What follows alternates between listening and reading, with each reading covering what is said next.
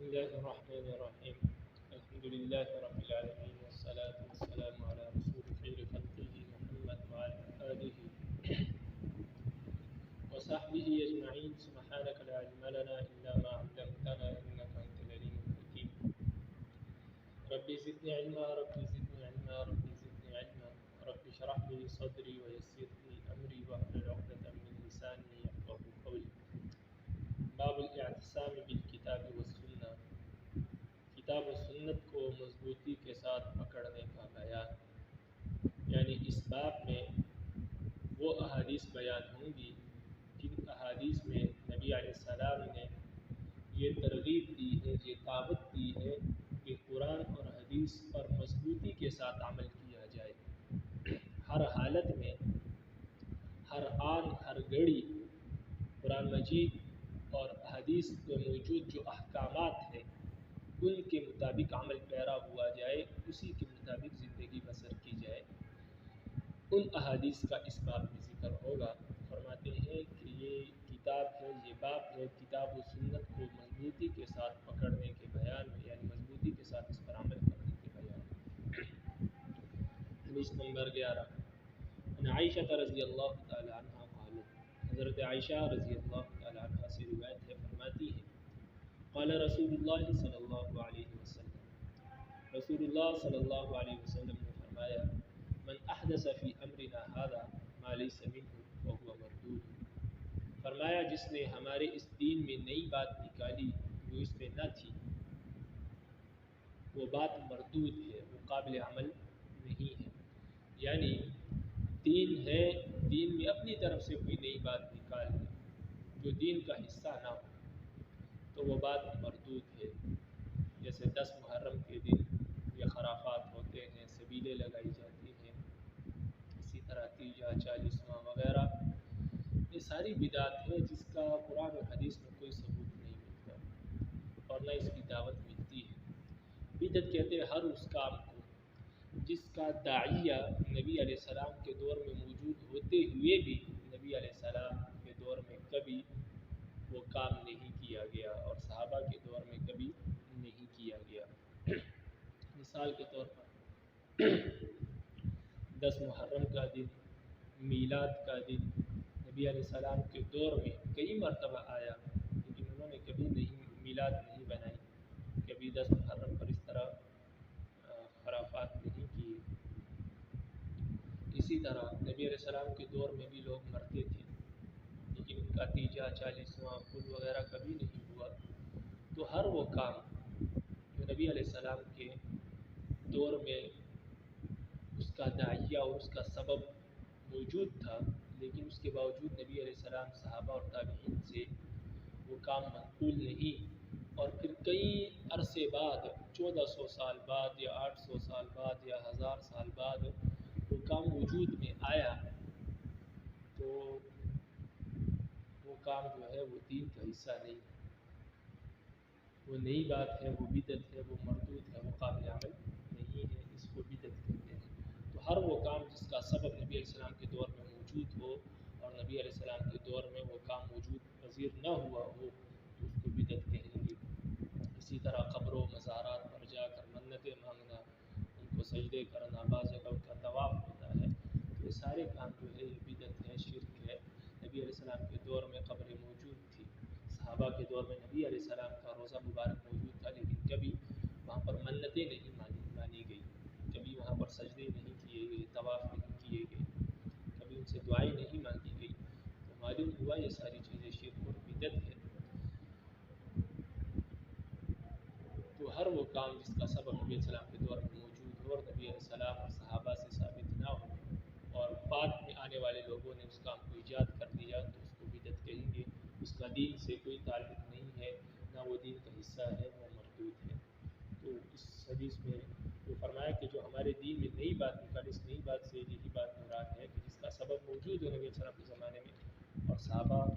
اور نبی علیہ السلام اور تابعین، تابعین سے وہ کام منقول نہ ہو اور بعد میں آنے والے لوگوں نے وہ نکال لیا ہو تو وہ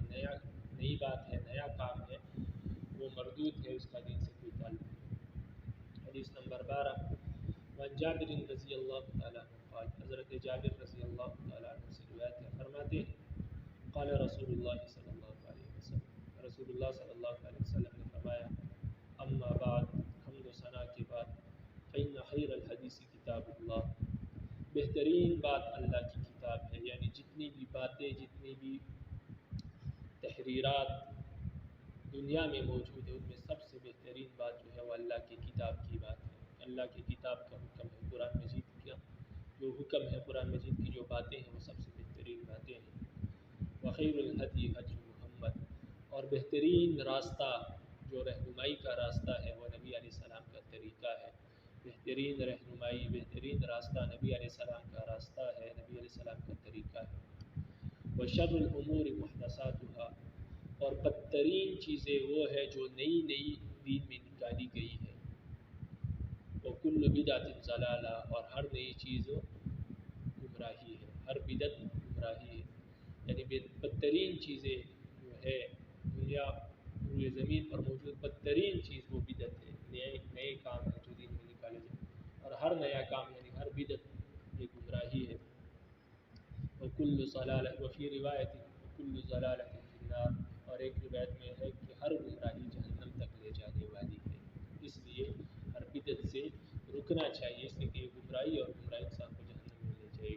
اور شرک کے بعد سب سے بڑا گناہ وہ بدعت ہے، اور بدعتی کو توبے کی توفیق نہیں ہوتی، اس لیے کہ وہ بدعت کو ثواب سمجھ کر کرتا ہے، اور جو شخص کسی کام کو ثواب سمجھے وہ اس کو نہ کبھی چھوڑے گا اور نہ کبھی اس سے توبہ کرے گا۔ اس لیے بدعتی کو توبے کی توفیق نہیں ہوتی، اس لیے کہ وہ اپنے گناہ کو، بدعت کو ثواب سمجھتا ہے، اور جب کوئی شخص کسی کام کو ثواب سمجھے تو اس سے وہ توبہ نہیں کر سکتا، بلکہ وہ تو اس کو ثواب سمجھے گا۔ توبہ تو گناہ سے کیا جاتا ہے، ہاں جو شخص گناہ گار ہے، شرابی ہے، زنائی ہے، تو اس کو توبے کی توفیق ہو سکتی ہے، اس لیے کہ وہ شراب اگر پی رہا ہے یا دیگر گناہ کر رہا ہے تو اس کو گناہ سمجھ کر تو کم سے کم کر رہا ہے، لیکن بدعتی کو یہ بھی توفیق نہیں ہوتی، اس لیے کہ وہ گناہ سمجھ کر کرتا ہی نہیں، وہ ثواب سمجھ کر کرتا ہے۔ رب العالمین ہماری حفاظت فرمائے۔ حدیث نمبر 13، عن ابی ہریرہ رضی اللہ تعالیٰ عنہ قال، ابو ہریرہ رضی اللہ تعالیٰ عنہ سے روایت فرماتے ہیں قال رسول اللہ صلی اللہ علیہ وسلم، رسول اللہ صلی اللہ علیہ وسلم نے فرمایا کل امتی یدخلون الجنہ الا من ابا، نبی علیہ السلام نے فرمایا میرا ہر امتی جنت میں داخل ہوگا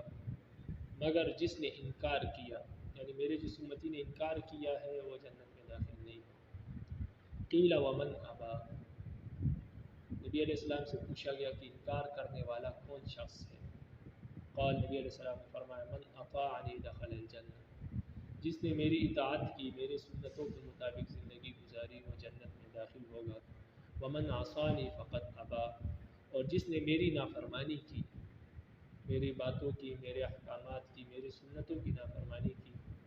تو وہ انکار کرنے والا ہے، اور انکار کرنے والا جنت میں داخل نہیں ہو سکے گا۔ تو اس سے سنت کی اہمیت کا پتہ چلتا ہے۔ بعض لوگ کہتے ہیں یہ کام سنت ہی تو ہے، سنت سمجھ کر چھوڑ دیتے ہیں، حالانکہ سنت جان بوجھ کر چھوڑنا بھی گناہ سے خالی نہیں ہے، اس کو اپنی عادت بنا لینا۔ تو صحابہ سنت سمجھ کر کام کرتے تھے، اور ہماری حالت یہ ہے کہ ہم سنت سمجھ کر چھوڑ دیتے ہیں کہ سنت ہی تو ہے۔ رب العالمین ہمیں ان سنتوں پر عمل کرنے کی توفیق نصیب فرمائے، اور ان وعیدات سے ہماری حفاظت فرمائے۔ حدیث نمبر 15، حدیث نمبر 14، عن ابی ہریرہ رضی اللہ تعالیٰ عنہ قال، ابو ہریرہ رضی اللہ تعالیٰ عنہ سے روایت ہے، فرماتے ہیں قال رسول اللہ صلی اللہ علیہ وسلم، رسول اللہ صلی اللہ علیہ وسلم نے فرمایا من دعا علی ہدی، من دعا علی ہدی کان له من الاجر مثل اجور من تبعه لا ينقص ذلك من اجورهم شيئا۔ نبی علیہ السلام نے فرمایا جس نے ہدایت کی طرف کسی کو بلایا اس کو ان سب لوگوں جتنا ثواب ہوگا جو اس کی پیروی کریں گے، یعنی جو شخص لوگوں کو خیر کی طرف بلاتا ہے اور لوگ وہ خیر کے کام کر لیتے ہیں، مثال کے طور پر 10 لوگ کرے، 20 کرے، 100 کرے، 50,000، جتنے لوگ بھی کرے، اس بلانے والے کو ان تمام لوگوں کے عمل کا ثواب ملے گا۔ مثال کے طور پر مؤذن نے اذان دی، لوگ نماز کے لیے آئے، جتنے نمازی آئے تمام نمازیوں کا ثواب اس مؤذن کو ملے گا، اور یہ بات ان کے ثواب سے کچھ کمی نہ کرے گی۔ یعنی رب العالمین ان لوگوں کے ثواب میں کمی نہیں فرمائیں گے کہ ان کا ثواب مؤذن کو دے دیں، نہیں، ان کو اپنی نماز کا پورا ثواب ملے گا، لیکن رب العالمین اپنی طرف سے اس مؤذن کو، اس خیر کی طرف بلانے والے کو جو دعوت و تبلیغ کا کام کرتے ہیں، اس خیر کی طرف بلانے والوں کو اپنی طرف سے اجر دیں گے۔ ان لوگوں کی نمازوں کا، یا وہ لوگ جو خیر کا کام کریں گے، رب العالمین ان کو بھی اجر دیں گے، اور اس بلانے والے کو اپنی طرف سے ان تمام لوگوں کا اجر دیں گے۔ وَمَنْ دَعَا إِلَى ضَلَالَةٍ كَانَ عَلَيْهِ مِنَ الْإِثْمِ مثل آثم من تبعه لا ينقص ذلك من آثمهم شيئا، اور جس نے گمراہی کی طرف بلایا اس کو ان لوگوں کے برابر گناہ ہوگا جنہوں نے اس کی پیروی کی، یہ بات ان کے گناہوں سے کچھ کمی نہیں کرے گی۔ یعنی اگر کسی گمراہی کی طرف لوگوں کو بلایا تو اب کیا ہوگا کہ جو لوگ بھی اس گمراہی میں پڑیں گے ان کو تو گناہ ہوگا ہی ہوگا، لیکن جتنا گناہ ان لوگوں کا ہے اس کے برابر گناہ اس بلانے والے شخص کو بھی ہوگا۔ اسی لیے آج کل سوشل میڈیا کا دور ہے، تو بعض لوگ ویڈیوز بناتے ہیں اور اس میں میوزک ہوتا ہے، فحش ویڈیوز ہوتی ہے یا فحش گوئی ہوتی ہے اس میں، تو وہ ویڈیوز بنا کر جب تک وہ ویڈیوز سینڈ ہوتی رہے گی لوگ دیکھتے رہیں گے، تو دیکھنے والوں کو تو گناہ ہوگا ہی ہوگا، لیکن جس شخص نے وہ ویڈیو بنائی ہے یا شیئر کی ہے کسی نے، تو ان کو بھی دیکھنے والوں کے برابر گناہ ان کو بھی مسلسل ہوتا رہے گا جب تک وہ ویڈیو چلتی رہے گی۔ اور سوشل میڈیا ایسا گند ہے کہ سالوں سال وہ ویڈیو چلتی رہتی ہے، ختم نہیں ہوتی، تو جب تک وہ ویڈیو چلے گی، ایسی طرح کی ایسی پوسٹ شیئر کی ہے جو بےہودہ ہے یا گناہ کی ہے، تو جب تک وہ شیئر ہوتی رہے گی لوگ دیکھتے رہیں گے، تو شیئر کرنے والے کو، بنانے والے کو گناہ مسلسل ہوتا رہے گا۔ رب العالمین ہمیں اس سے بھی محفوظ فرمائے۔ تو یہ مطلب ہے کہ گناہ کی طرف کسی کو بلایا تو جتنے لوگ اس گناہ میں آئیں گے سب کا برابر گناہ بلانے والے کو ہوگا۔ اس کی دیگر مثالیں بھی ہو سکتی ہیں، اس نے شراب خانہ کھولا، سنیما گھر کھولا، اس طرح کی بہت ساری گناہ کا کوئی اڈا کھولا، تو جہاں جب تک اس میں گناہ ہوتا رہے گا اس شخص کو برابر ان سب لوگوں کا گناہ اس شخص کے کھاتے میں لکھا جائے گا، اور جو گناہ کریں گے ان کو الگ سے گناہ ہوگا۔ حدیث نمبر 15 وعن المقداد بن معدی کربہ، مقداد بن معدی کربہ رضی اللہ تعالیٰ عنہ سے روایت ہے، فرماتے ہیں قال رسول اللہ صلی اللہ علیہ وسلم، رسول اللہ صلی اللہ علیہ وسلم نے فرمایا الا انی اوتیت القرآن ومثلہ معہ، نبی علیہ السلام نے فرمایا خبردار سنو، مجھے قرآن اور اس کی مثل اس کے ساتھ اور بھی دیا گیا ہے، قرآن بھی مجھے دیا گیا اور اس کے ساتھ قرآن کی طرح ایک باقی احکامات بھی مجھے دیے گئے۔ باقی احکامات سے مراد وہ احکامات ہیں جو احادیث میں واقع ہوئے ہیں، لیکن مجھے قرآن بھی دیا گیا اور احکامات سے مراد اور چیزیں، ان سے مراد حدیث و سنت ہے، یعنی مجھے قرآن بھی دیا گیا اور حدیث و سنت بھی دی گئی ہے۔ الا یوشک رجل شعبان علی اریکتہ،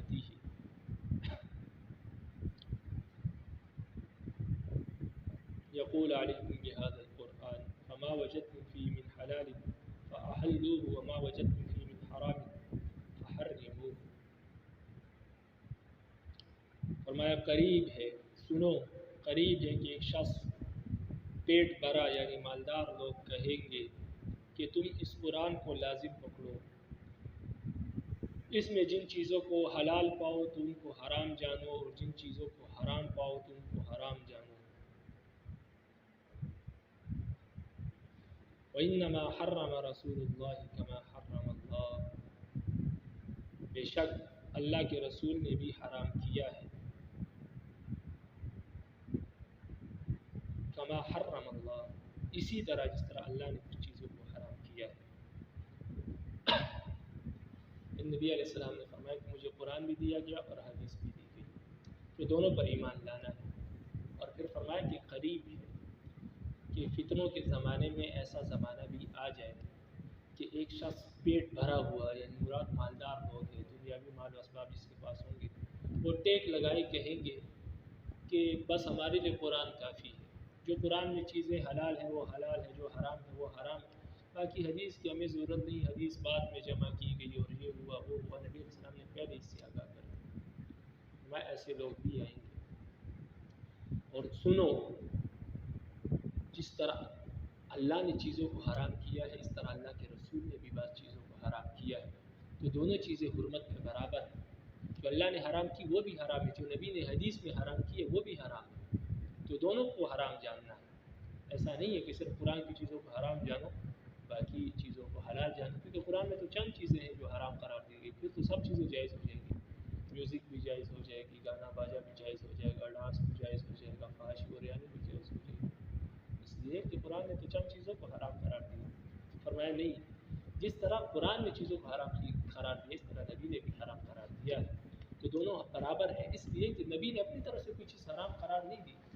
اللہ نے ان کو بتایا کہ یہ چیز حرام ہے، آپ اس کا اعلان کریں، نبی نے اپنی زبان میں اپنے الفاظ میں اعلان کیا، ان کو حدیث کہتے ہیں۔ حدیث میں بات تو نبی کی ہوتی ہے، حکم اللہ کا ہوتا ہے، قرآن میں بات بھی اللہ کی ہوتی ہے، حکم بھی اللہ کا ہوتا ہے، بس یہ فرق ہے۔ تو فرمایا کہ ایسے لوگ آئیں گے جو کہیں گے ہمارے لیے قرآن کافی ہے، اس میں جو حلال ہے اس کو حلال جانو، جو حرام ہے اس کو حرام جانو۔ آگے فرمایا کہ نہیں، بے شک اللہ کے رسول نے بھی بعض چیزوں کو حرام قرار دیا، جیسے اللہ نے حرام قرار دیا، تو لہٰذا اس کو بھی حرام جانو۔ اور ایک حدیث نے فرمایا کہ جب ایسے لوگوں کو تم دیکھو تو ان سے پھر پوچھنا کہ گدھا حلال ہے یا حرام، کتا حلال ہے یا حرام۔ تو لازمی بات ہے کتے کی حرمت تو قرآن میں نہیں ہے، تو اگر وہ حرام کہے تو ان کو کہو کہ قرآن میں بتاؤ، اور وہ حلال کہے تو ان کو کہو کہ قرآن میں بتاؤ، قرآن میں اس کا علت بتاؤ، اگر حلال ہے، اگر حرام ہے تو حرمت بتاؤ۔ تو لازمی بات ہے پھر بغیر حدیث کے چارہ کار نہیں۔ تو 1400 سال پہلے نبی علیہ السلام نے بتا دیا کہ ایسے لوگ آئیں گے، اور آج ایسے لوگ موجود ہیں جو اپنے آپ کو ایسے قرآن کہتے ہیں ہمیں قرآن کافی ہے، قرآن کے مسئلہ میں کسی چیز کی ضرورت نہیں ہے، قرآن میں سب کچھ بیان ہوا ہے، لیکن پھر جب پھنس جاتے ہیں، جس طرح کا میں نے سوال کیا اور نبی علیہ السلام نے سوال بتایا امت کو، تو پھر مجبوراً حدیث کی طرف آ جاتے ہیں اور کہتے ہیں کہ حدیث سے ہم بعض اوقات تشریح کر دیتے ہیں، لیکن بہرحال وہ لوگ حدیث کے احکامات کو مانتے نہیں۔ تو رب العالمین ان فتنوں سے بھی محفوظ فرمائے اور ان کو ہدایت نصیب فرمائے، اگر ان کی نصیب میں ہدایت ہے،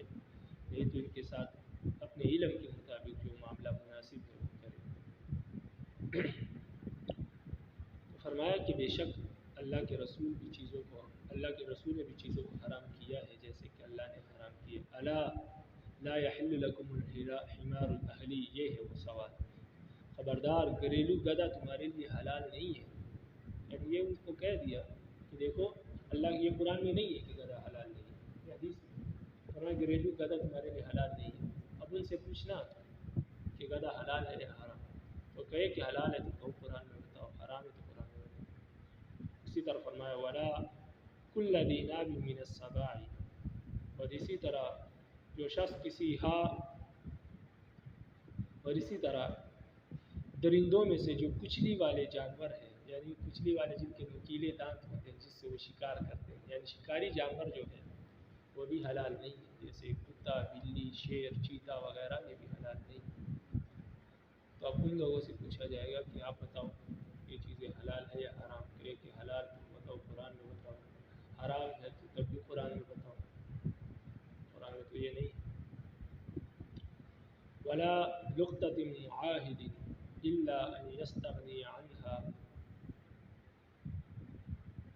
ماجوها، اور لقطہ مگر جب کہ اس کا مالک بے پرواہ ہو، ولا يستغني عنها مالكها،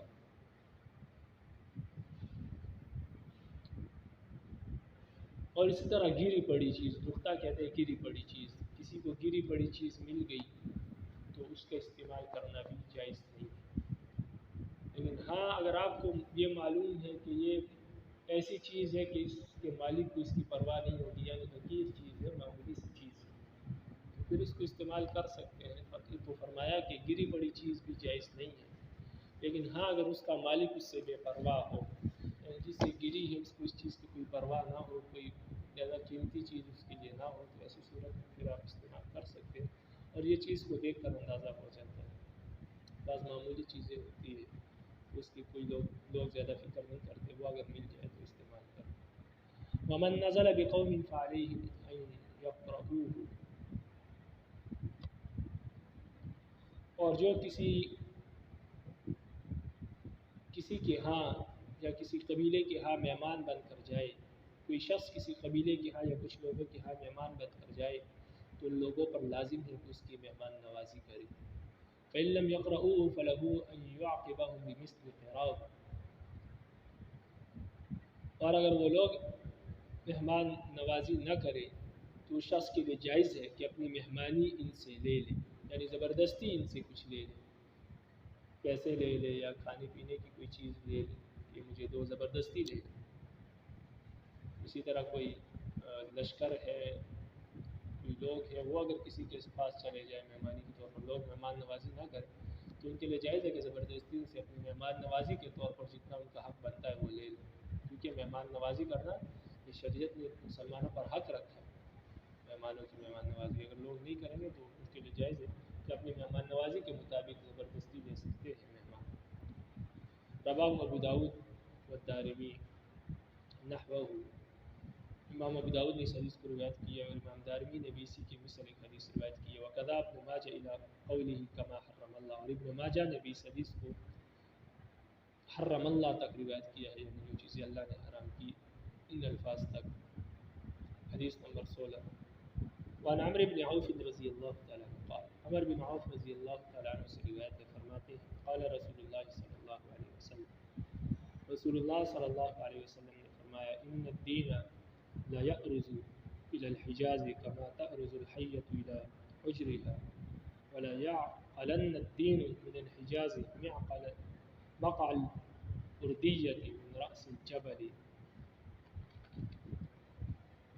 نبی علیہ السلام نے فرمایا البتہ دین حجاز کی طرف سمٹ آئے گا جس طرح سانپ اپنے بل کی طرف سمٹ جاتا ہے اور جگہ پکڑے گا۔ حجاز میں دین جیسے پہاڑی بکری پہاڑ کی چوٹی پر جگہ پکڑتی ہے، اسی طرح دین حجاز کی طرف واپس چلا آئے گا، یعنی قرب قیامت تو ہر جگہ دجال کا فتنہ پھیل جائے گا، لوگ کافر ہو جائیں گے، دجال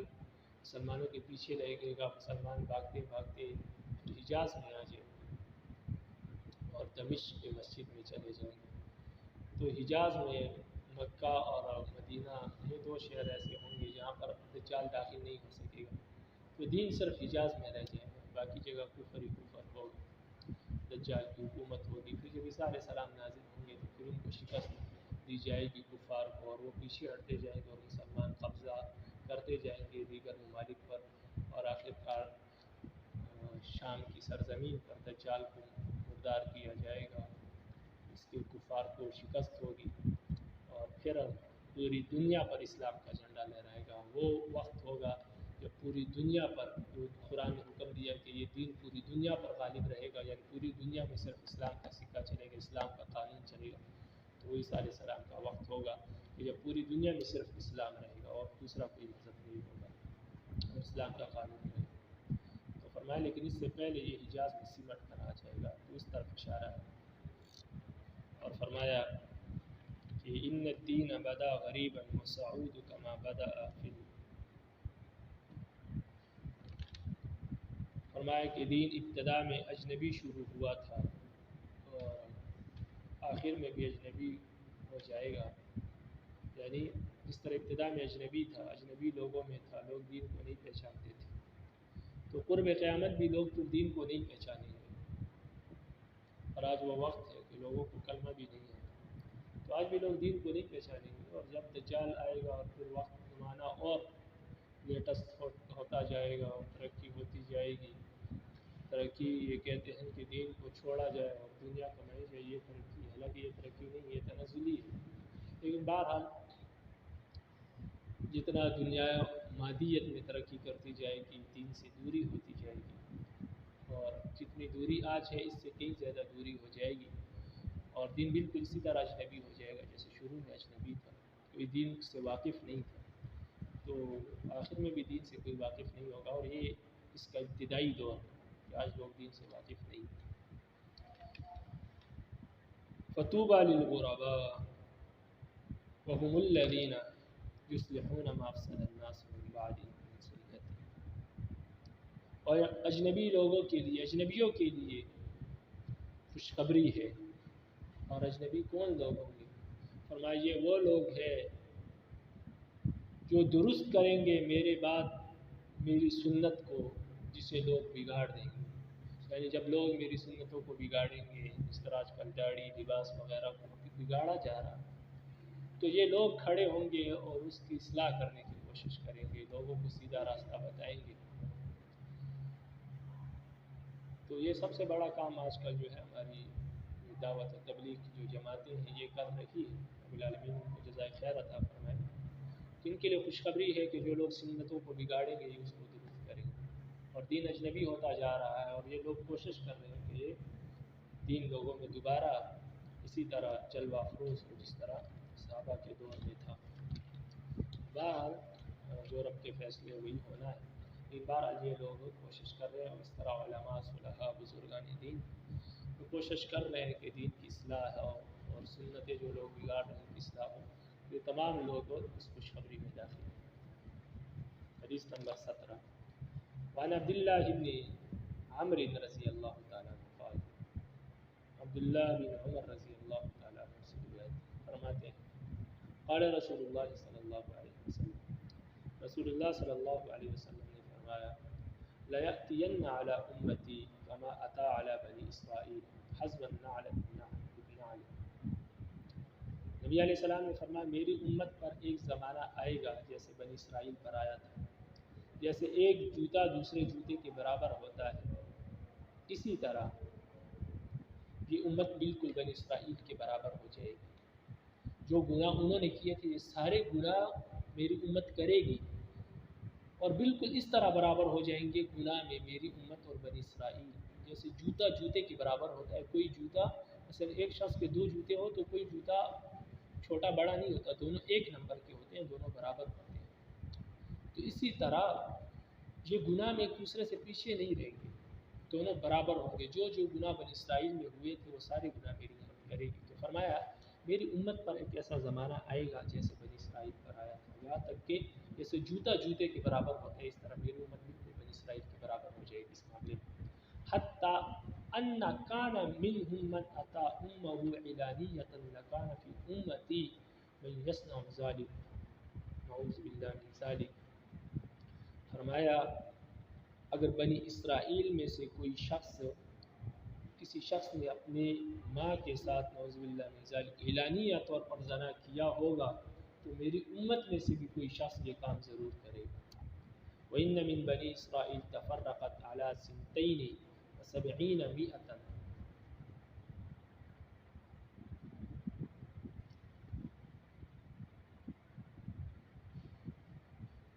فرمایا کہ بنی اسرائیل بدتر فرقوں میں بٹ گئی تھی۔ وَتَتَفَرَّقُ أُمَّتِي عَلَىٰ 73 مِلَّةٍ، اور میری امت جو ہے وہ 73 فرقوں میں بٹے گی۔ كُلُّهُمْ فِي النَّارِ إِلَّا مِلَّةً وَاحِدَةً، یہ تمام فرقے جہنم میں جائیں گے مگر صرف ایک فرقہ ایسا ہوگا جو جنت میں جائے گا۔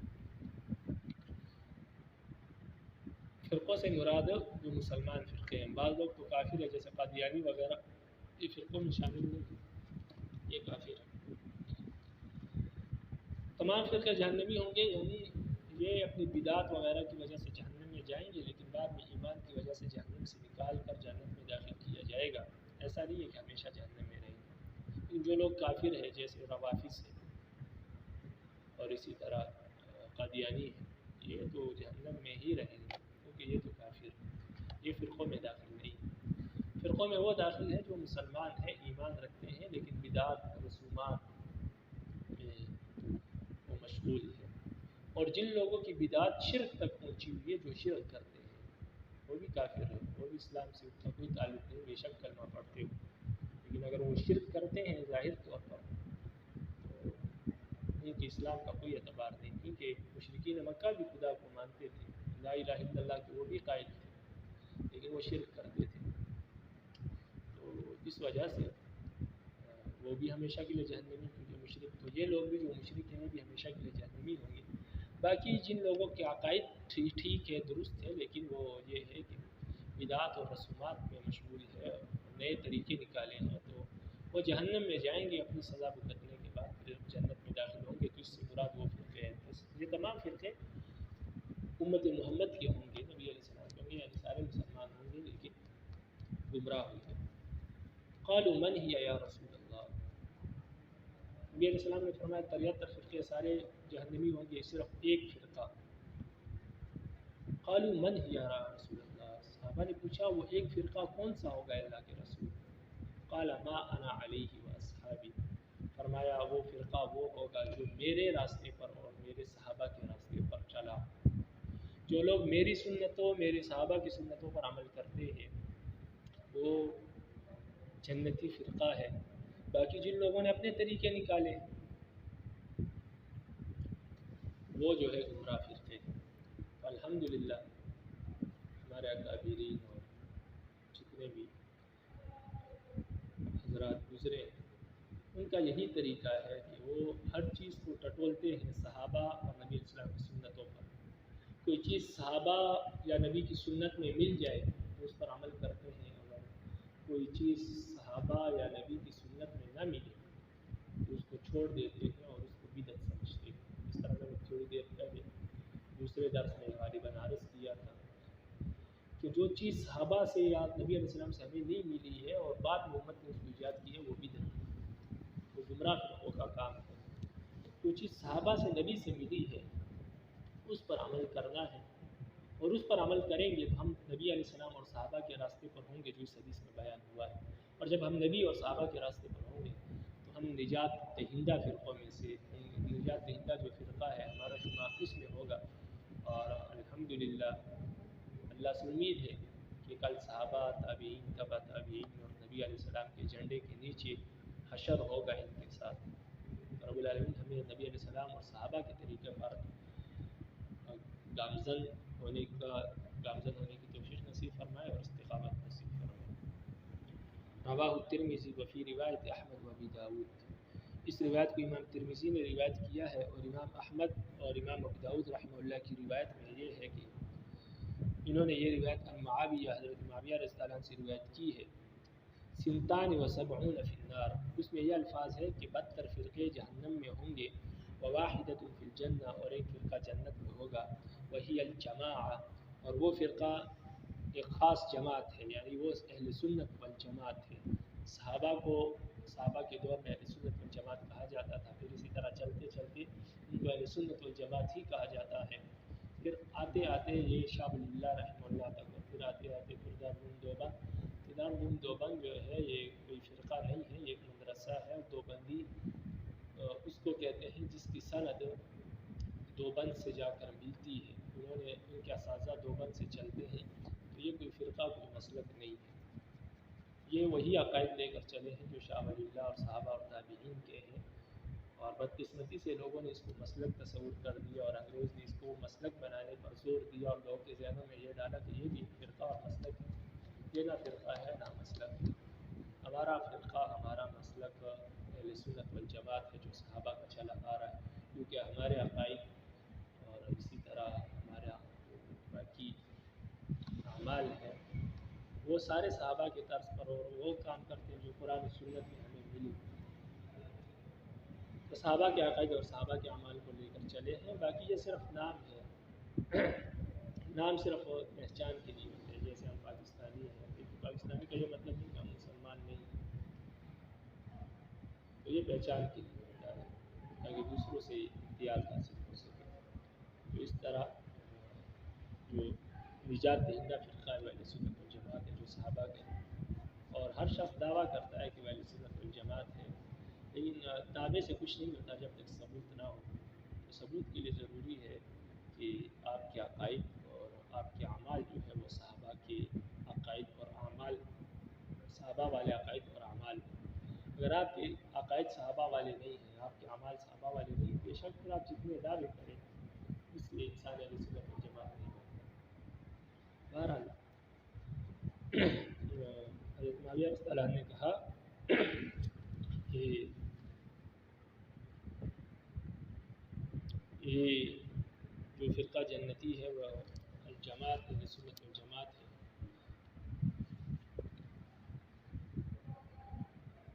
وَإِنَّهُ سَيَخْرُجُ فِي أُمَّتِي أَقْوَامٌ تَتَجَارَى بِهِمْ تِلْكَ هَؤُلَاءِ كَمَا يَتَجَارَى الْكَلْبُ بِصَاحِبِهِ لَا يَبْقَى مِنْهُ عَرَقٌ وَلَا مَفْصَلٌ إِلَّا دَخَلَهُ۔ نبی علیہ السلام نے فرمایا میری امت میں سے کئی قومیں نکلیں گی جن میں نفسانی خواہشات سرایت کیے جائیں گے، جن میں نفسانی خواہشات سرایت کر جائیں گے ان قوموں میں، جس طرح بھڑکنے والے میں یعنی بھڑکنے والے کتے میں، بھونکنے والے کتے میں جو ہے پاگل پنا وہ سرایت کر جاتا ہے، کوئی رگ اور کوئی جوڑ باقی نہیں رہے گا مگر اس میں نفسانی خواہشات سرایت کر جائیں گے، یعنی ان کے ہر جوڑ میں دنیا کی لذتیں نفسانی خواہشات ہوں گی، جیسے کہ کتے میں پاگل پنا اور بھڑکنا جو ہے وہ سرایت کر جاتا ہے، اس طرح ان میں بھی یہ چیز سرایت کر جائے گی اور پھر وہ اپنی نفسانی خواہشات کے لیے کچھ بھی کرنے کو تیار ہوں گے، دین کو، دنیا کو، ہر چیز کو بیچنے کے لیے وہ رضامند ہوں گے، اپنی وفاداریوں کو، ملک سے غداری کو، دین سے غداری کو، ہر چیز کو بیچنے کے لیے وہ تیار رہیں گے۔ حدیث نمبر 19 وعن مالک بن انس رضی اللہ تعالیٰ عنہ قال، مالک بن انس رضی اللہ تعالیٰ عنہ سے مرسلاً روایت ہے، فرماتے ہیں قال رسول اللہ صلی اللہ علیہ وسلم، رسول اللہ صلی اللہ علیہ وسلم سے روایت ہے، ترکت فیکم امرین، میں نے تم میں دو چیزیں چھوڑی ہیں، لن تضلوا ما تمسکتم بہما، آپ اس وقت تک گمراہ نہیں ہو سکتے جب تک ان دونوں کو مضبوطی سے پکڑے رکھو گے، یعنی جب تک ان دونوں پر مضبوطی سے عمل کرتے رہو گے آپ گمراہ نہیں ہو سکتے۔ کتاب اللہ و سنت رسول، اس میں سے ایک اللہ کی کتاب ہے اور دوسرے اللہ کے نبی کی سنتیں ہیں۔ اللہ کی کتاب، اللہ کے نبی کی سنتوں کو جو انسان مضبوطی سے پکڑے گا وہ کبھی گمراہ نہیں ہوگا۔ رواہ موتا، اس کو امام مالک نے روایت کیا مرسلاً۔ مرسلاً اس حدیث کو کہتے ہیں جس کو کوئی تابعی یعنی کسی صحابی کا شاگرد ڈائریکٹ نبی علیہ السلام سے روایت کرے، حالانکہ اس نے نبی علیہ السلام کو دیکھا نہیں ہے، نبی علیہ السلام سے یہ حدیث نہیں سنی، اس نے سنی کسی صحابی سے ہے، لیکن اس صحابی کا نام بیچ میں سے کاٹ کر ڈائریکٹ نبی علیہ السلام سے ذکر کرے تاکہ نبی علیہ السلام کا نام اپنے نام کے ساتھ جوڑ لے اور اس جوڑنے کی وجہ سے اس کو برکت حاصل ہو۔ اس وجہ سے بعض تابعی ایسا کرتے ہیں اور اس حدیث کو حدیث مرسل کہتے ہیں جس میں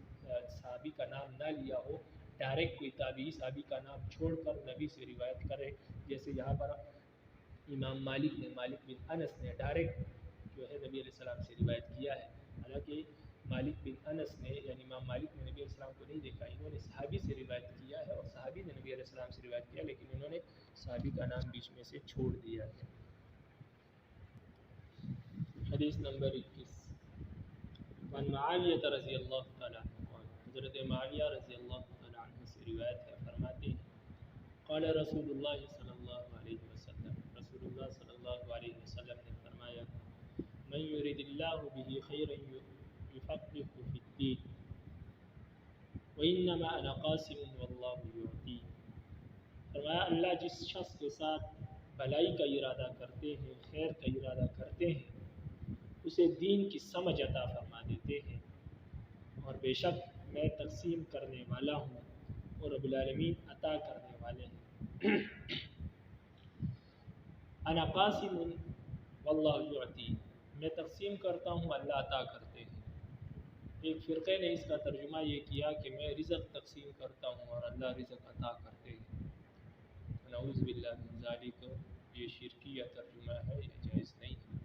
رزق اللہ ہی دیتے ہیں، اللہ ہی عطا کرتے ہیں، اللہ ہی تقسیم کرتے ہیں۔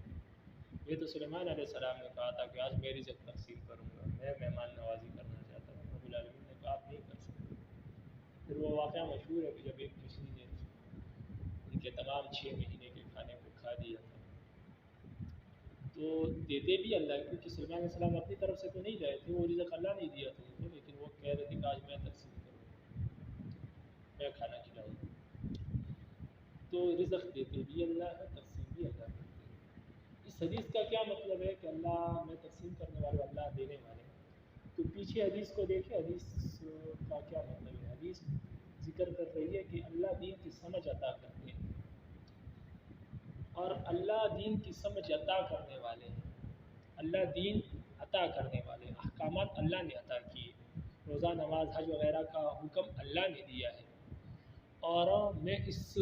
دین کو، اس دین کے علم کو تقسیم کرنے والا ہوں، اس دین کے علم کو پھیلانے والا میں ہوں۔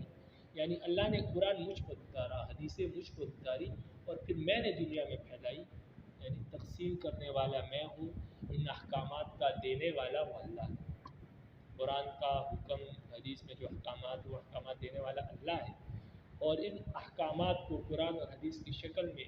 آگے دنیا میں پھیلانے والا، تقسیم کرنے والا وہ میں ہوں۔ تو یہ اس حدیث کا مطلب ہے، حدیث کو پیچھے جوڑا جائے مطلب تو بہت واضح ہے اس کا۔ متفق علیہ، متفق علیہ جس حدیث کے نیچے لکھا ہے، اس سے مراد وہ حدیث ہے جو امام بخاری اور امام مسلم دونوں حضرات نے اپنی کتاب میں روایت کی ہے، یعنی بخاری شریف میں بھی یہ روایت موجود ہے اور مسلم شریف میں بھی۔ تو جو حدیث دونوں کتابوں میں موجود ہو اس کو متفق علیہ کہتے ہیں۔ حدیث نمبر 22، عن کثیر بن قیس رضی اللہ تعالیٰ عنہ قال، کثیر بن قیس رضی اللہ تعالیٰ عنہ سے روایت ہے، فرماتے ہیں كنت جالسا مع ابی الدرداء فی مسجد دمشق، فرماتے ہیں کہ میں ابو درداء کے ساتھ دمشق کی جامع مسجد میں بیٹھا ہوا تھا، فجاءہ رجل، ایک شخص ان کے پاس آیا، فقال، کہنے لگا، یا ابا الدرداء، اے ابو درداء، انی جئتک من مدینۃ رسول اللہ صلی اللہ علیہ وسلم بحدیث بلغنی انک تحدث عن رسول اللہ صلی اللہ علیہ وسلم۔ فرمایا، اے ابو درداء، میں اللہ کے نبی یعنی رسول اللہ صلی اللہ علیہ وسلم کے شہر مدینہ سے آپ کے پاس آیا ہوں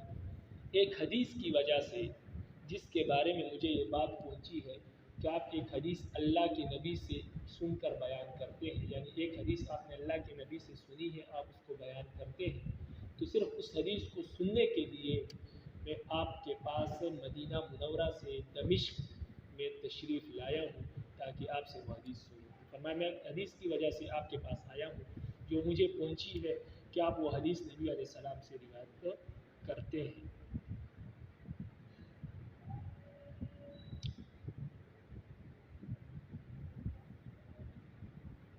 ما جئت لحاجہ، فرمایا میں کسی اور ضرورت اور کسی اور کام سے نہیں آیا، صرف اسی غرض سے آیا ہوں، صرف حدیث سننے کی غرض سے آیا ہوں۔ قال،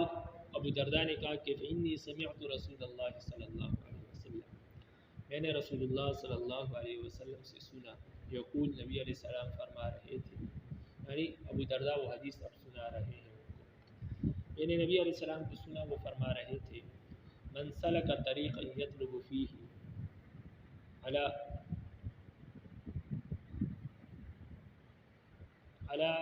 ما اسلک اللہ بہ طریقا من طرق الجنہ، فرمایا جو شخص کسی راستے پر چلے صرف علم حاصل کرنے کی غرض سے، علم طلب کرنے کی غرض سے، اللہ تعالیٰ اس راستے پر چلنے کی بدولت اس شخص کے لیے جنت کا راستہ آسان فرما دیتے ہیں۔ یعنی جو شخص علم حاصل کرنے کے لیے کسی راستے پر چلتا ہے تاکہ علم حاصل کرے، جیسے آپ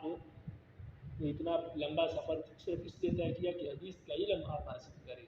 تو جو شخص کسی علم حاصل کرنے کے لیے کسی راستے پر چلتا ہے، اس سے مراد دین کا علم ہے، دنیاوی علم نہیں، دین کا علم حاصل کرنے کے لیے کسی راستے پر چلتا ہے، تو اللہ تعالیٰ اس راستے پر چلنے کی برکت سے، یہ علم کا مرتبہ اور مقام ہے کہ اس راستے پر چلنے کی برکت سے اللہ اس کے لیے جنت کا راستہ آسان فرما دیتے ہیں۔ وَإِنَّ मलाइकत ला तज़अउ अजनिहतहा रिज़न लितालिब इल्म, और मलाइका अल्लाह के फरिश्ते तालिब इल्म के कदमों के नीचे अपने परों को बिछा देते हैं तालिब इल्म की रज़ामंदी के लिए, उसकी दिलजोई के लिए, ताकि ये तालिब इल्म उन फरिश्तों से राज़ी रहे। वइन्नल आलम लयस्तग़फिरु लहु मन फ़िस्समावाति इन्नल आलिम लयस्तग़फिरु लहु मन फ़िस्समावाति व मन फ़िल अर्ज़ि वल हैतानि फ़ी जौफ़िल माइ। और जो आलिम है, दीन का जो आलिम होता है, ज़मीन और आसमान में जो चीज़ें भी मौजूद है वो उसके लिए दुआ इस्तिग़फ़ार करती है, वो उसके लिए इस्तिग़फ़ार करती है, अल्लाह से माफ़ी और बख्शिश तलब करती है आलिम के लिए। वल हैतान फ़ी जौफ़िल मा, और मछलियाँ समंदर के अंदर आलिम के लिए दुआ और इस्तिग़फ़ार करती रहती है। इन्न फ़ज़्लल आलिम अलल आबिद कफ़ज़्लिल क़मरि लैलतल बदरि अला साइरिल कवाकिब, और आलिम की फ़जीलत इबादत करने वाले पर ऐसी है जैसे कि 14वीं चाँद के रात की फ़जीलत तमाम सितारों पर है कि तमाम सितारे 14वीं चाँद के रात की रोशनी के मुकाबले में धीमी पड़ जाती है तमाम सितारों की रोशनी, और जो चाँद होता है वो बिल्कुल नुमाया नज़र आता है तमाम सितारों में और रोशन नज़र आता है। तो आलिम की फ़जीलत इबादत करने वालों पर ऐसी है, आम लोगों पर नहीं। जो इबादत गुजार है, जो अल्लाह के दोस्त और महबूब है, उन पर आलिम की फ़जीलत ऐसी है जैसे चाँद की फ़जीलत सितारों पर है। वइन्नल आलिम वरसतुल अंबिया, और आलिम जो है, उलमा जो है, अंबिया के वारिस है। वअन्नल अंबिया लम युवर्रिसू दीनारन वला दिरहमन वइन्नमा वर्रसुल इल्म, और अंबिया विरासत में दीनार और दिरहम छोड़कर नहीं जाते। इन्नमा वर्रसुल इल्म, अंबिया विरासत में इल्म छोड़कर जाते हैं। अमन अखदहु अखद बिहज़्ज़िन वाफ़िर, और जिसने इस इल्म को हासिल किया उसने दीन का कामिल हिस्सा हासिल कर लिया, क्योंकि दीन सारा का सारा इल्म है। जब इल्म हासिल कर लिया तो गोया उसने सारा दीन हासिल कर लिया, अब सिर्फ अमल करने की बात है। रवाहु अहमद व तिरमिज़ी व अबू दाऊद व इब्न माजा व दारिमी व सम्माहु तिरमिज़ी क़ैस इब्न कसीर। इस हदीस को इमाम तिरमिज़ी, इमाम अबू दाऊद, इमाम इब्न माजा और इमाम दारिमी ने रिवायत किया है। और इमाम तिरमिज़ी ने इस हदीस में रावी का नाम कैस बिन कसीर लिखा है, कैस बिन कसीर। और जो ऊपर हमने अभी रिवायत पढ़ी इसमें कसीर बिन कैस है, यानी कसीर बेटे हैं, कैस वालिद हैं। लेकिन तिरमिज़ी ने उल्टा किया है, कैस बेटे हैं और कसीर वालिद हैं, उन्होंने कैस बिन कसीर जिक्र किया है। हदीस नंबर 23। वअन अबी हुरैरा रज़ियल्लाहु तआला अन्हु क़ाल, अबू हुरैरा रज़ियल्लाहु तआला अन्हु से रिवायत फरमाते हैं, क़ाल रसूलुल्लाह सल्लल्लाहु अलैहि वसल्लम, रसूलुल्लाह सल्लल्लाहु अलैहि वसल्लम ने फरमाया, मन तअल्लम इल्मन मिम्मा यब्तगी बिही वजहल्लाह ला यतअल्लमुहु इल्ला लियुसीब बिही ग़रज़न मिनद दुनिया लम यजिद उर्फ़ल जन्नति यौमल क़ियामा, यानी रिहहा। अबू हुरैरा रज़ियल्लाहु तआला अन्हु से रिवायत है, फरमाते हैं कि नबी अलैहिस्सलाम ने फरमाया, जो शख्स इल्म सीखे अल्लाह की रज़ा के लिए, इल्म सीखे अल्लाह की रज़ा के लिए,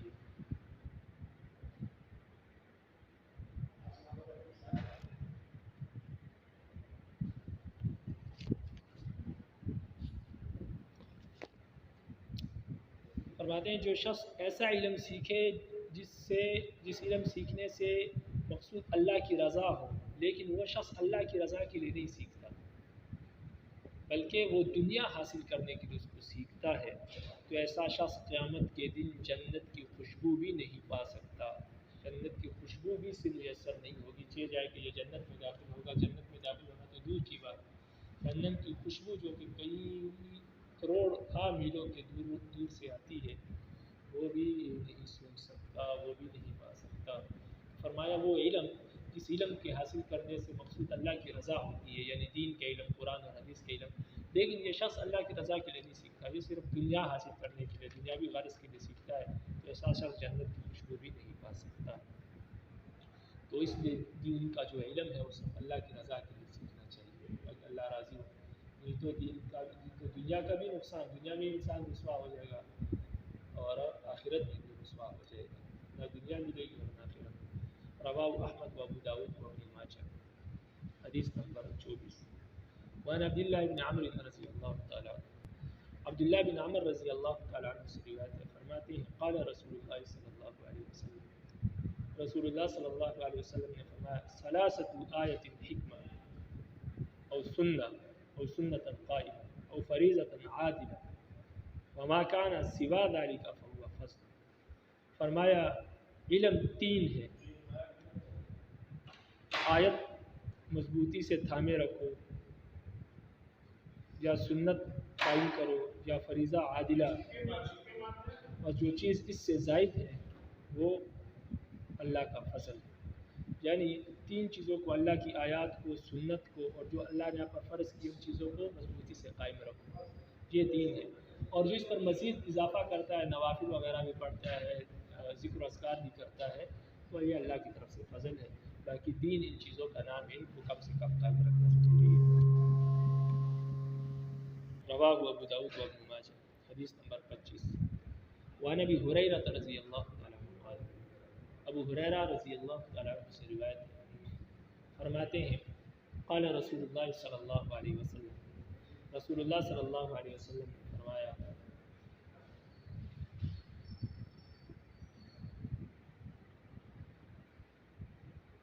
ان مما يلحق المؤمن من عمله واحسناته بعد موته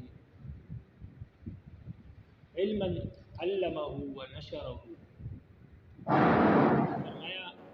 اس قسم کے علم سے جو مومن کو مرنے کے بعد پہنچتا ہے وہ علم ہے کہ جس کو اس نے سیکھا اور پھر آگے لوگوں کو سکھایا، اور وہ نیکیاں ہیں جو اس نے سیکھی اور آگے اس کی تبلیغ کی۔ وَوَلَدًا صَالِحًا تَرَكَهُ، اور اسی طرح نیک اولاد جس کو یہ چھوڑ کر گیا ہے، وہ جب نیکی کریں گے تو اس کا اجر بھی والد کو ملے گا۔ او مصحفا ورثہ، یا قرآن چھوڑا یا کوئی کتاب چھوڑی جس کو لوگ بعد میں پڑھتے ہیں، اس نے کوئی کتاب لکھی جو لوگوں کی رہنمائی اور ہدایت لوگ اس سے حاصل کرتے ہیں، اس سے بھی اس کا اجر بھی اس کو ملے گا۔ او مسجدا بناہ، یا اس نے کوئی مسجد بنائی تو جب تک وہ مسجد قائم رہے گی لوگ اس میں عبادت کریں گے، اس کو اجر ملتا رہے گا۔ او بیتا لابن السبیل بناہ، یا مسافروں کے لیے کوئی مسافر خانہ، سرائے خانہ بنایا تو جب تک مسافر وہاں ٹھہریں گے اس کو اجر ثواب ملتا رہے گا مرنے کے بعد۔ او نہرا اجراہ،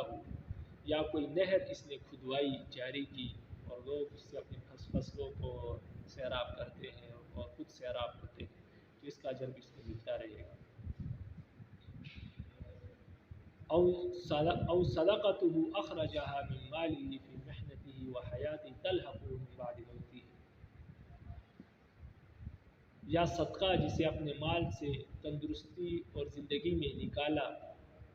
اور وہ صدقہ بھی جاری ہے، یعنی کنواں بنوایا یا کوئی ایسی چیز بنائی وہ صدقہ بھی تک جاری ہے، صدقہ جاریہ کی، تو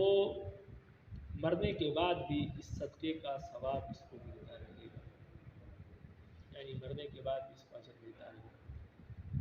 رواہ ابن ماجہ والبیہقی فی شعب الایمان، اس روایت کو ابن ماجہ نے روایت کیا ہے اور امام بہقی نے شعب الایمان میں ذکر کیا ہے۔ حدیث نمبر 27۔ عن ابی ہریرہ رضی اللہ تعالیٰ عنہ قال، ابو ہریرہ رضی اللہ تعالیٰ عنہ سے روایت ہے، فرماتے ہیں قال رسول اللہ صلی اللہ علیہ وسلم، رسول اللہ صلی اللہ علیہ وسلم نے فرمایا الصلوات الخمس والجمعة إلى الجمعة ورمضان إلى رمضان مكفرات لما بينهن إذا اجتنبت الكبائر۔ فرمایا جو شخص 5 نمازیں اور جمعے سے لے کر جمعے تک اور رمضان سے لے کر دوسرے رمضان تک، یہ اس کے درمیان جو وقت ہوتا ہے ان کے لیے کفارہ ہوتی ہے جب انسان کبیرہ گناہوں سے بچ سا رہے۔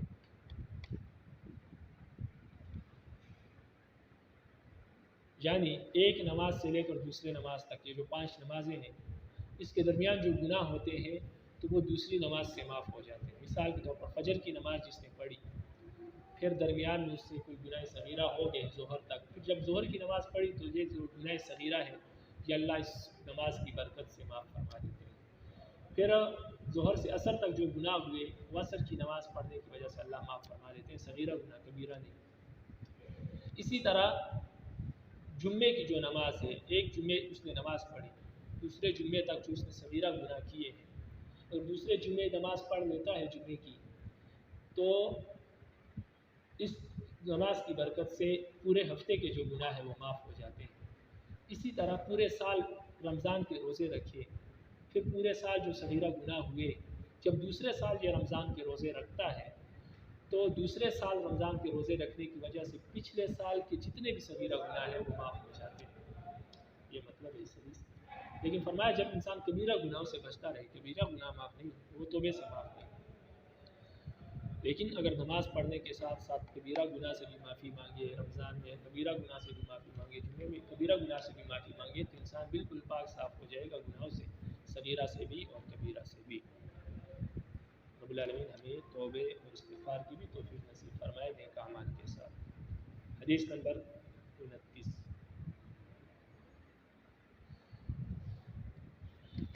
حدیث نمبر 28،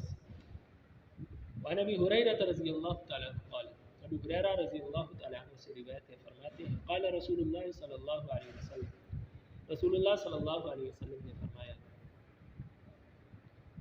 سبعۃ یظلھم اللہ فی ظلہ یوم لا ظل الا ظلہ۔ نبی علیہ السلام نے فرمایا کہ 7 آدمی اللہ کے عرش کے سائے میں ہوں گے اس دن جس دن اللہ کے عرش کے سوا کوئی سایہ نہ ہوگا۔ امام عادل، نمبر 1 امام عادل یعنی نیک حکمران، عدل و انصاف قائم کرنے والا حکمران،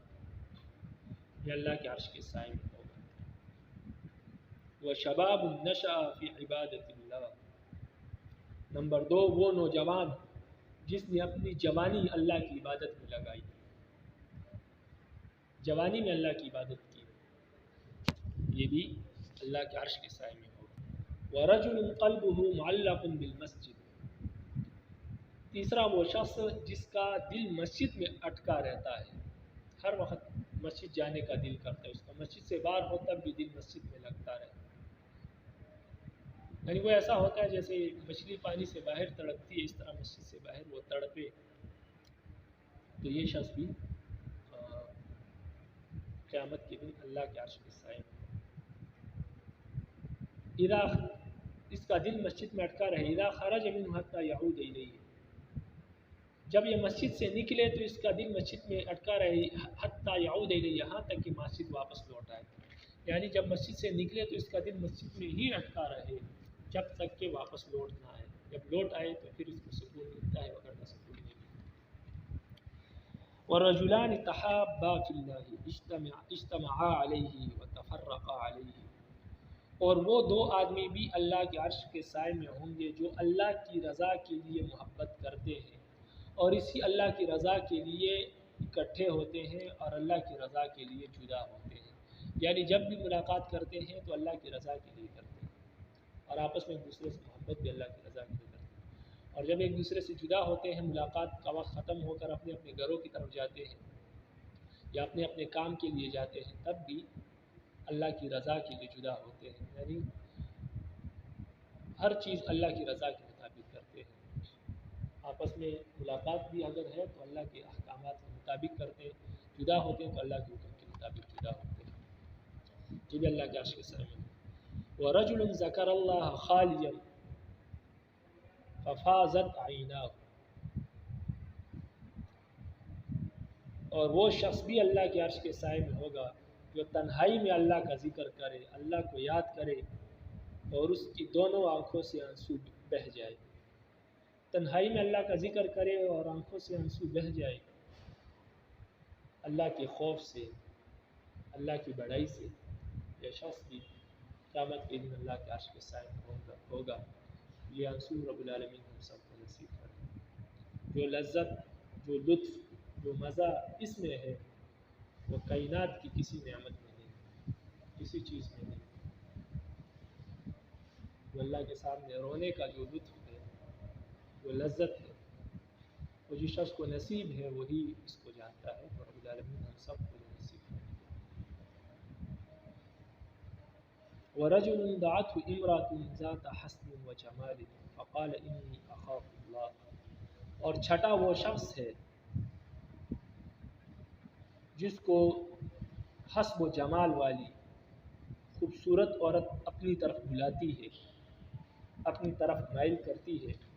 اور وہ کہتا ہے کہ میں اللہ سے ڈرتا ہوں، یعنی میں گناہ نہیں کروں گا اس لیے میں اللہ سے ڈرتا ہوں. یہ بھی اللہ کے عرش کے سائے میں. وَرَجُلٌ تَصَدَّقَ بِصَدَقَةٍ فَأَخْفَاهَا حَتَّى لَا تَعْلَمَ شِمَالَهُ. اور ساتواں وہ شخص ہے جو صدقہ کرتا ہے اتنی پوشیدہ، جو صدقہ اتنے پوشیدہ ذریعے سے کرتا ہے کہ اس کے بائیں ہاتھ کو بھی معلوم نہیں ہوتا کہ اس کے دائیں ہاتھ میں کیا خرچ کیا. یعنی اتنی پوشیدگی سے، اتنی مخفی طریقے سے صدقہ کرتا ہے کہ اس کے بائیں ہاتھ کو یہ معلوم نہیں ہوتا کہ اس نے دائیں ہاتھ سے کیا کیا. بس جیب میں ہاتھ ڈالا، جو بھی ہاتھ میں آیا وہ چپکے سے کسی کو دے دیا، خود بھی اس کو نہیں معلوم کہ کیا کیا. تو بہرحال جو اتنی مخفی طریقے سے صدقہ کرے کہ لا تعلم شمالہ ما تنفق یمینہ، کہ جس کے بائیں ہاتھ کو یہ معلوم نہ ہو کہ اس کے دائیں ہاتھ میں کیا خرچ کیا. حدیث نمبر 29. عن ابن عباس رضی اللہ تعالیٰ عنہ، ابن عباس رضی اللہ تعالیٰ عنہ سے روایت ہے ان رسول اللہ صلی اللہ علیہ وسلم بعث معاذا الی الیمن. حضرت ابن عباس سے روایت ہے کہ رسول اللہ صلی اللہ علیہ وسلم نے حضرت معاذ کو یمن کی طرف بھیجا، مبلغ بنا کر بھیجا کہ وہاں پر جا کر آپ لوگوں کو دین سکھائیں اور قاضی بن کر جائے، لوگوں کے درمیان فیصلے بھی کرے، حاکم بھی بنے اور دین بھی سکھائے. فقال انك تأتي قوما اهل كتاب فادعوهم الى شهادة الله اله الا الله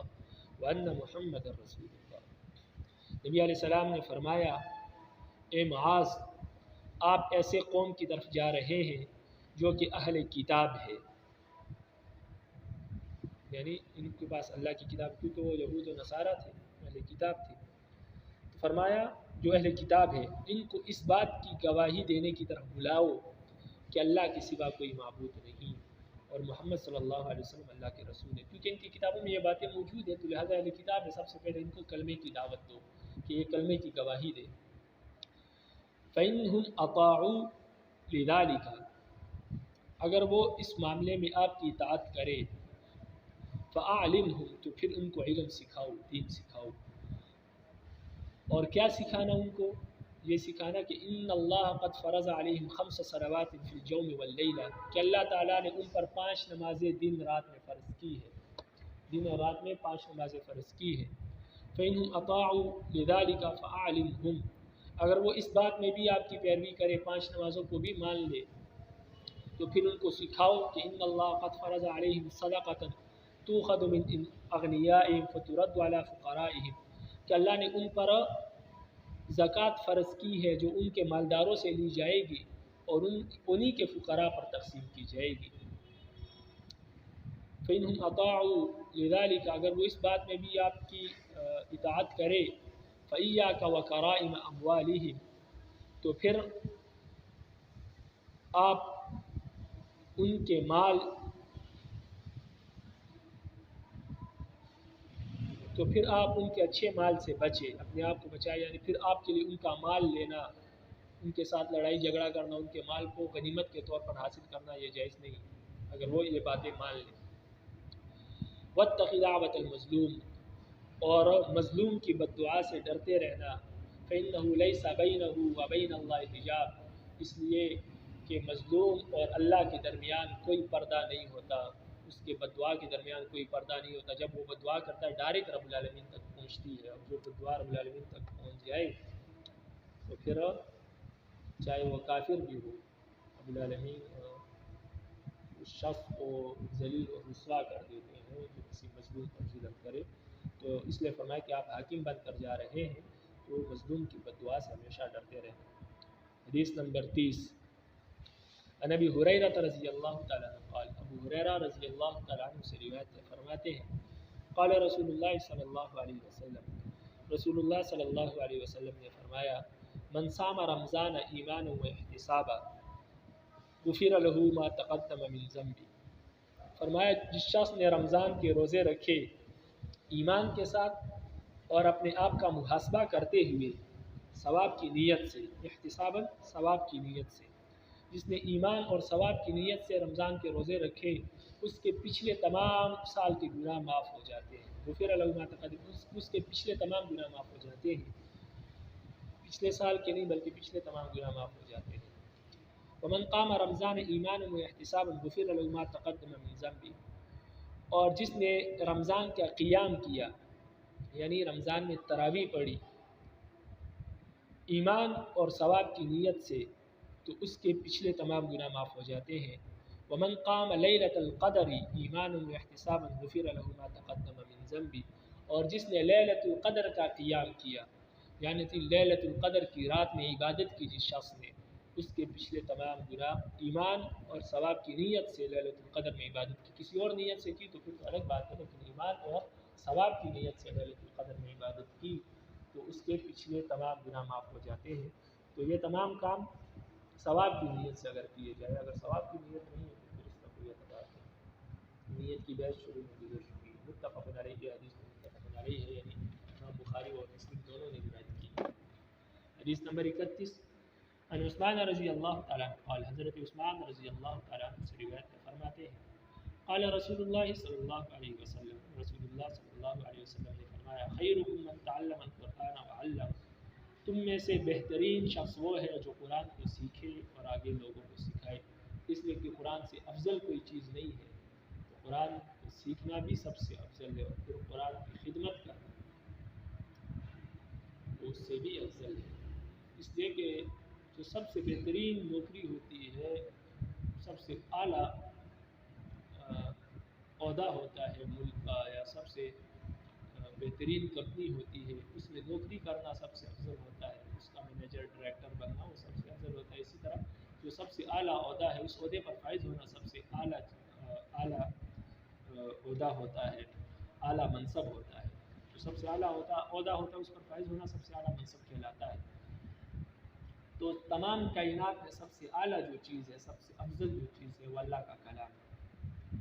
تو جو شخص اللہ کے کلام اس ڈگری کو حاصل کر لے، اللہ کے کلام کو سینے میں محفوظ کر لے، اس کو سیکھ لے، تو وہ سب سے اعلیٰ منصب پر فائز ہو گیا. اور پھر اس قرآن کی خدمت کرے، اور قرآن کی خدمت سے اعلیٰ منصب اعلیٰ عہدہ کائنات میں کوئی موجود نہیں ہے. اس لیے فرمایا کہ سب سے بہترین شخص یہ ہے تو قرآن کو سیکھے بھی اور پھر لوگوں کو سکھائے گی. رواہ بخاری. حدیث نمبر 32 وعن ابن عمر رضی اللہ تعالیٰ عنہ قال، ابن عمر رضی اللہ تعالیٰ عنہ سے روایت فرماتے ہیں قال رسول اللہ صلی اللہ علیہ وسلم، رسول اللہ صلی اللہ علیہ وسلم نے فرمایا لا حسد الا اثنین، رجل آتاہ اللہ القرآن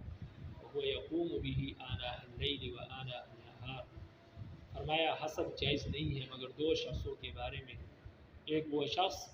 جس کو اللہ تعالیٰ نے قرآن عطا کیا ہو اور وہ رات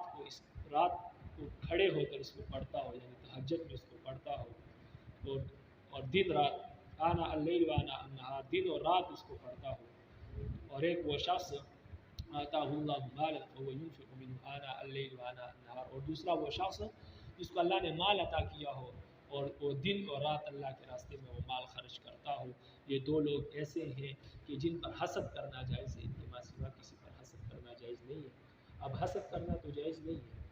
شریعت میں، کسی شخص پر بھی حسد جائز نہیں ہے. حسد اس کو کہتے ہیں کہ اللہ اس سے یہ نعمت چھین لے